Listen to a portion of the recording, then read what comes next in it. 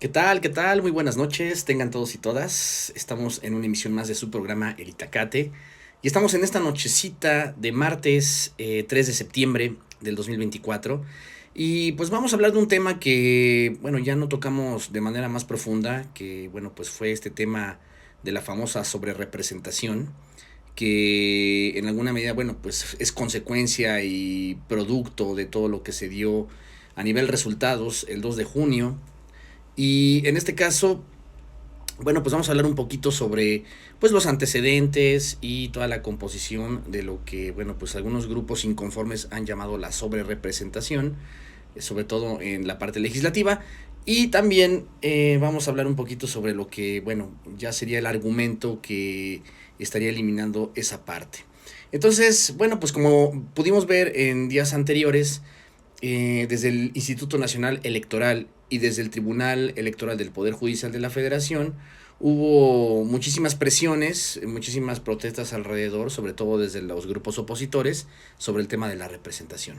Entonces, bueno, pues tenemos un primer antecedente, fíjense, esto ocurre desde las reformas de 1996, cuando pues se regula la asignación de diputaciones plurinominales y todo este tema de la sobrerepresentación legislativa. Está el artículo 54 constitucional, sobre todo en la fracción número 4, en donde ningún partido político podrá contar con más de 300 diputaciones por ambos principios, el de mayoría relativa, que es el del voto popular, y el de representación proporcional, también conocido como plurinominal. Entonces, en ningún caso, ningún partido político podrá contar con un número de diputados por ambos principios que representen un porcentaje del total de la Cámara que exceda en 8 puntos a su porcentaje de votación nacional emitida. Votación total emitida por partido más 8 puntos como límite máximo de curules, ¿no? Es una medida que se instaura, fíjense, desde 1996. Entonces después tenemos el año 2008, donde, bueno, pues existe otra reforma en la cual, bueno, se reforma al Código Federal de Instituciones y Procedimientos Electorales, el famoso COFIPE, y se introduce una regla específica sobre coaliciones para la distribución de diputaciones plurinominales. Entonces ahí también se toca el artículo 59, apartado A, en donde, bueno, pues en su cuarto inciso, se establece que a la coalición le serán asignados el número de senadores y diputados por el principio de representación proporcional que le correspondan, como si se tratara de un solo partido, ¿sale? Ahí está esa parte de un solo partido y quedarán comprendidos en el partido político o grupo parlamentario que se haya señalado en el convenio de coalición. Entonces, esta reforma de 2008, que bueno, pues ya plantea esta denominación, elimina la regla específica respecto a la asignación de plurinominales aplicable a las coaliciones como si se tratara de un solo partido, que es lo que, bueno, pues ya es, digamos, esa parte. Y a partir de esta reforma, ¿no?, de 2008, se da la asignación por partido político, ¿no?, conforme al texto constitucional. Entonces, esto fue lo que se estuvo argumentando mucho, digamos, sobre todo ya después de haber quedado ya estipulado el resultado del pasado 2 de junio. Y en este caso, sobre todo desde la parte plurinominal, fue donde, bueno, pues la oposición estaba argumentando que, bueno, pues no podía asignarse una mayoría calificada, digamos, en ambas cámaras, tanto en diputados como en el Senado, y por esta cuestión, pero en donde se había ignorado la cuestión del partido político, no de la coalición. Entonces, bueno, pues ahí tenemos esta, digamos, esta cuestión que ya operó pues en las elecciones de 2009, 2012, 2015, 2018 y bueno, pues la pasada de 2021.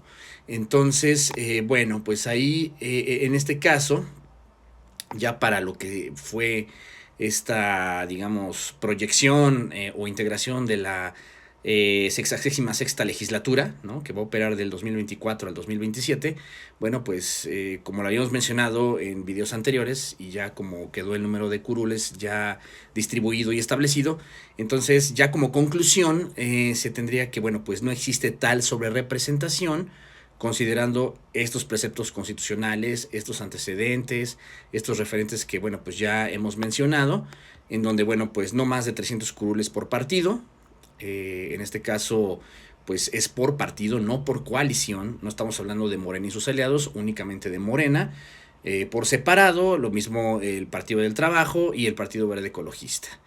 Y también, bueno, pues la votación total emitida por partido, más 8 puntos como límite máximo de curules, si se cumple, sobre todo desde la parte de la Cámara de Diputados. En el Senado de la República, pues ni se diga. Incluso ayer habíamos hablado que pues apenas se habían dado 2 cambios, digamos, del PRD hacia Morena en 2 senadurías, y aún así faltaría una para cubrir la mayoría calificada en el Senado. Entonces, bueno, pues ya eso ya lo habíamos aclarado. Ahorita nada más era como para mencionar cómo se había desarrollado esto, y es necesario decirlo. Hubo muchas movilizaciones, sobre todo desde la parte de la oposición, primero con el Instituto Nacional Electoral, y más adelante, después de haber emitido, digamos, ya el aval, digamos, este visto bueno de los resultados ya como habían quedado en esta distribución de curules, tanto por mayoría relativa como plurinominales. Pues ya ahí hubo este tipo de protestas. De todos modos, el INE respetó esto que estamos mencionando, estos principios o estas interpretaciones ya de forma constitucional, y de ahí, bueno, pues ya todo recayó finalmente desde el Tribunal Electoral del Poder Judicial de la Federación, que prácticamente emitió el mismo fallo que el propio Instituto Nacional, y bueno, pues ya nosotros conocimos el resultado.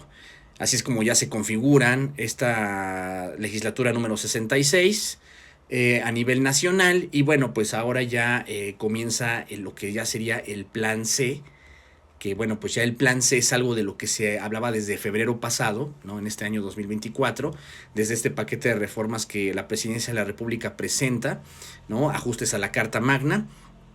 Y en este caso, bueno, pues 18 reformas que pues están comenzando con la parte de la reforma al Poder Judicial, que esto, bueno, ya emitiremos otros videos para poder desarrollar un poquito, hablar un poquito de este proceso que se está dando, pero bueno, son 18 reformas. Todo comienza con la reforma al Poder Judicial.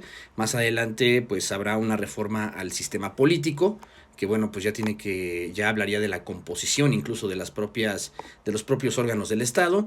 Está la reforma a los organismos autónomos, la desaparición de algunos, digamos, la mejora o la transformación de otros.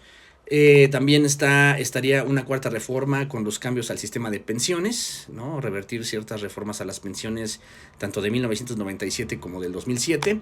Estaría también la reforma a pueblos indígenas y afroamericanos para su reconocimiento desde la propia Constitución. También, bueno, como sexta reforma estaría la electricidad como sector estratégico, en donde, bueno, pues ya se volvería a impulsar la reforma eléctrica, que habla ya de una nacionalización y de un incremento de la empresa pública estratégica, ¿no? Sobre todo desde lo que es la Comisión Federal de Electricidad. Y bueno, pues ya todo lo que, bueno, pues ya se había venido desarrollando. Está la séptima reforma, que, bueno, pues hablaría sobre los cambios en la Guardia Nacional, para que, bueno, pues las tareas de seguridad pública sean ya desarrolladas desde la parte de las Fuerzas Armadas, ¿no? La administración y toda la organización, ya no desde un mando civil.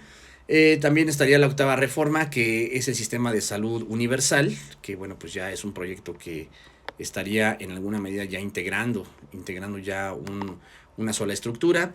La novena, que es el tope a los salarios y la austeridad, ¿sale? Lo de pues, los topes salariales en los diferentes cargos públicos del Estado mexicano, los salarios a profesores, a policías, a la parte de salubridad.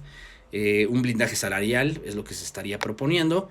Ya una onceava reforma pues hablaría del reconocimiento de los programas sociales, ¿no? Ya todos los que se han venido desarrollando, adultos mayores, la parte de los jóvenes, ¿no? Jóvenes construyendo el futuro, todo lo que, bueno, pues está en torno al trabajo, a la capacitación, etcétera.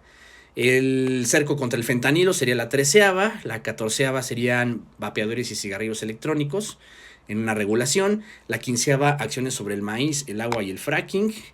La 16ava, la protección animal. La número 17 serían los trenes de pasajeros. Y por último, la parte de la vivienda como la última reforma. Entonces, bueno, pues esto ya es lo que se estaría desarrollando como un plan C. Pero primero vamos a ver qué sucede con la primera de las reformas, que es la parte del Poder Judicial. Nos vemos, hasta la próxima, cuídense mucho y Estamos en contacto.